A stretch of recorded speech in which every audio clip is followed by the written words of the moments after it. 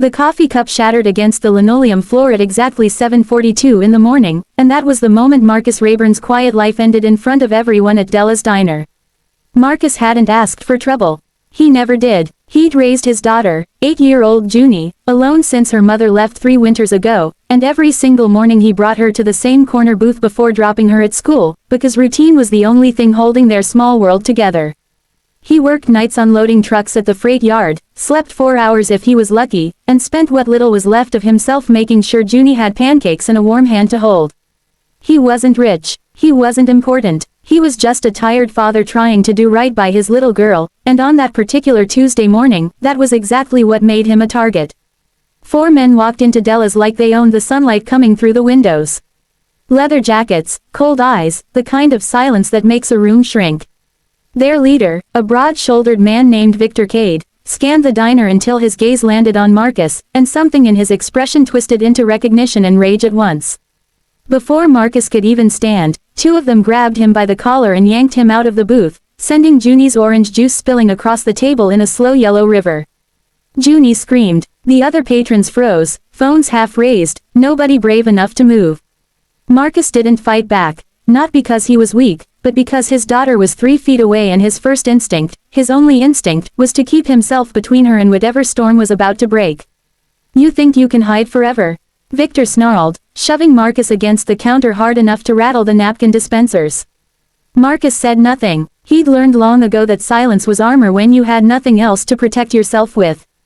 But his eyes flicked to Junie, and in that single glance was a promise: "I'm not going anywhere. I'm right here." If this story is already making your chest tighten, that's exactly the kind of story we tell here. Hit like, drop a comment telling us where you're watching from, share this with someone who still believes in second chances, and subscribe to Wisdom Story House, because what happens next will remind you that kindness has a way of coming back when you least expect it. Nobody in Della's diner knew the full truth about Marcus Rayburn. They didn't know that 2 years earlier, he'd walked away from a construction crew in Ohio after refusing to load stolen copper wiring onto unmarked trucks. They didn't know he'd quietly reported what he'd seen to federal investigators, or that his testimony had been sitting inside a case file for 18 months, waiting for the right moment to bring down a smuggling ring that stretched across 4 states. Victor Cade had been part of that crew. Victor Cade had spent 2 years trying to find the man who'd disappeared before the indictments came down, the man who could put him away for a very long time. "You cost us everything," Victor hissed, gripping Marcus by the front of his jacket. "Whole operation gone because you couldn't keep your mouth shut." Marcus's voice, when it finally came, was steady despite the fear crawling up his spine. "I did what was right. I'm not sorry for that." His eyes darted again to Junie, who was sobbing now, held back by a waitress named Colette who had rushed from behind the counter to shield the little girl with her own body. That image, a stranger wrapping her arms around his daughter while he stood cornered by men who wanted to hurt him, was the thing Marcus would remember most, long after that morning became a memory. The diner door swung open again, and this time it wasn't more danger walking in. It was 30 federal agents in tactical vests, moving with the kind of coordinated precision that only comes from months of planning, fanning out across Della's in seconds.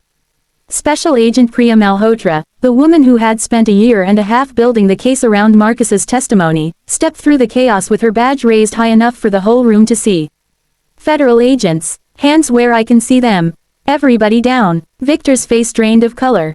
His men, who had walked in like kings, suddenly looked like what they truly were: small, desperate, cornered animals realizing the trap had already closed around them long before they'd even known it existed.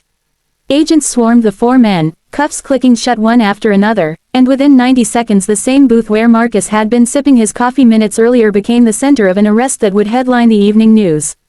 Agent Malhotra crossed the diner floor and knelt in front of Marcus, who was still catching his breath, still trembling from adrenaline he hadn't asked to feel. "Mr. Rayburn," she said gently, "we've had a protective detail tracking this crew for 3 weeks. We were closing in faster than we expected, and I am so sorry we weren't inside sooner." Marcus could only nod, his throat too tight for words, his eyes searching past her shoulder for Junie. When father and daughter finally reached each other, Marcus dropped to his knees and pulled her into his arms so tightly that Colette, still standing nearby, had to look away and wipe her own eyes. Junie buried her face in his shoulder and whispered, I thought they were taking you away, and Marcus held her tighter, whispering back that he would never, ever let that happen, that some promises a father makes are unbreakable no matter what storms come through the door. Word of what happened at Della's diner spread through the small town of Ashgrove Falls within hours.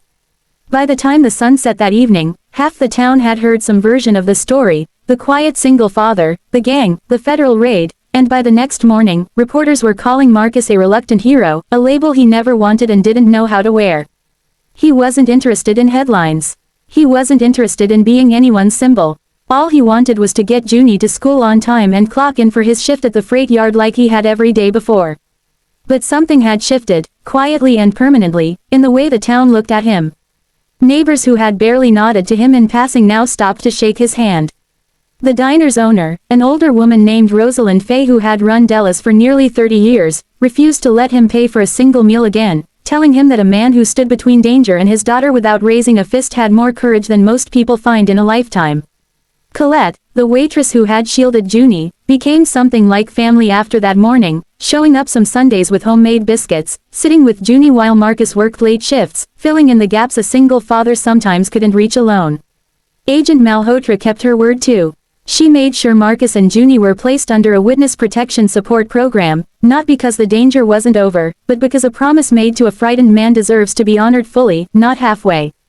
6 months later, when Victor Cade and his crew were sentenced in federal court, Marcus sat in the gallery holding Junie's hand, and for the first time in years, he felt something loosen in his chest that had been tightly wound since the day his wife walked out and left him to carry their small world alone. What struck people most, in the weeks and months that followed, wasn't the drama of federal agents storming a diner. It was the quieter truth underneath it, that an ordinary man who chose honesty over silence, even when it cost him everything, had been protected in the end by the very system he'd trusted with the truth. It was proof, for anyone in Ashgrove Falls who needed it, that doing the right thing doesn't always feel safe in the moment, but it rarely goes unanswered forever. Marcus never called himself brave. He still says, to this day, that he was just a tired father trying to protect his daughter, the same as any parent would. But Junie, older now and less afraid of loud doors and sudden strangers, likes to tell people that her father is the strongest man she knows, not because he raised his fists that morning, but because he didn't have to. He simply stood there, steady and unshaken, until the people who believed in him walked through the door. If this story touched something in you, if it reminded you that quiet courage and kindness always find their way back to the people who deserve it, please take a moment to like this video, leave a comment about the part that moved you most, share it with someone who needs a little hope today, and subscribe to Wisdom Story House so you never miss the next story like this one.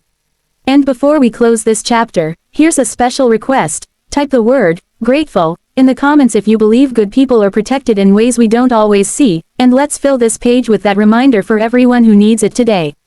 Marcus and Junie still sit in that same corner booth every morning, coffee for him, orange juice for her, and if you ever find yourself passing through Ashgrove Falls, Rosalind will gladly point you to the table where an ordinary man's honesty once changed everything, proof that kindness, patience, and quiet courage always, eventually, find their way home.